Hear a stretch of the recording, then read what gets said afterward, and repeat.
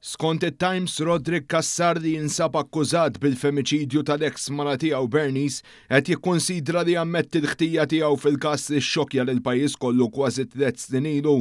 Bernice Kassar kienet inqatlet b'tiri ta' arma tan-nar waqt li kienet sejra x-xogħol fil-qasam industrijali ta' Kordin fit-22 ta' Novembru tal-2022.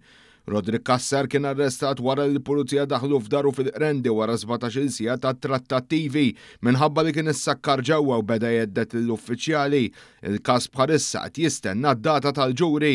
Ir-raġel kien l-ewwel persuna akkużata b'femiċidju intenzjonat wara wkoll tibdil fil-liġi kriminali u wkoll qed jiffaċċja akkużi oħrajn fosthom li żamm lill-vittma kontra r-rida tagħha li juża l-vjolenza morali u psikoloġika li ġar arma tan-nar mingħajr permess, persekuzzjoni u ksur ta' probation.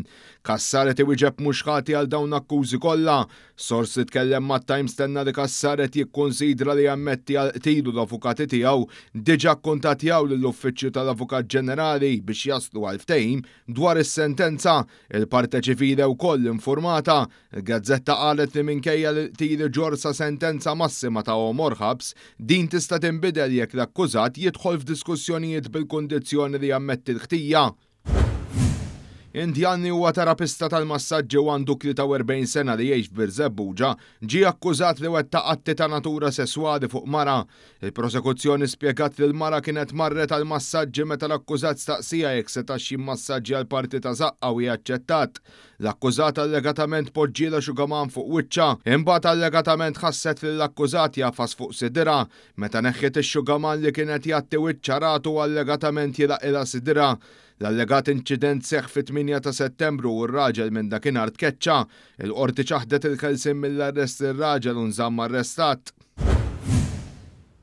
Xarmejn Paġ ta' 42 sena mill-Mellieħa ngħatat sentenza sospiża wara li ammettit tiserqet 600 euro mid-dar ta' ħabiba tagħha. L-akkużata deret quddiem il-Maġistrat Donatello Frendo Dimek it-tnejn wara nofsinhar, akkużata b'serqa aggravat u li riċediva. Il-prosekuzzjoni spjegat li waqt li kienet qed iżżur id-dar ta' ħabibta f'San Ġwan, ħabibta kienet fuq u serqet envelop li kien fih 600 euro fi flus kontanti li poġġiethom fil-karozza tagħha. Intqal li ħabibta rata tisraqa u konfrontata. Il-mara ġiet arrestata nhar il-Ħadd. Fil-qorti hija ammettiet l-akkużi miġjuba kontrija.